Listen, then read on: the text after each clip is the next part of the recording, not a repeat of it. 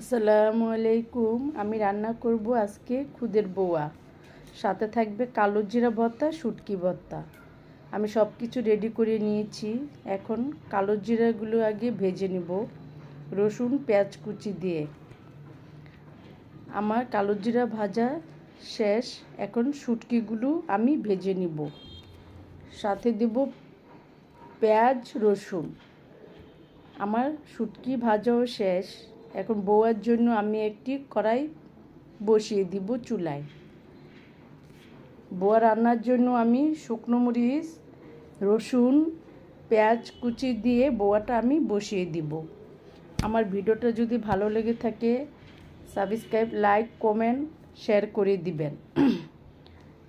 আগামীকাল থেকে রোজা, আমরা সবাই চেষ্টা করব রোজা রাখার জন্য, এবং আজ থেকে তারাবির নামাজ ইনশাল্লাহ আমরা সবাই পড়ব। মুমিন মুসলমান যারা ভাই বোনেরা আছি। আমার বউয়াটা এখন আমি বসিয়ে দিব। চালগুলো আমি ভালো করে কষিয়ে পানি দিয়ে দিব।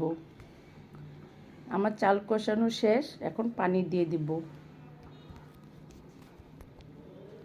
হয়ে গেছে আমার বউয়া রান্না। সাথে আছে 2 রকমের ভর্তা, ডিম ভাজা। আল্লাহ হাফেজ।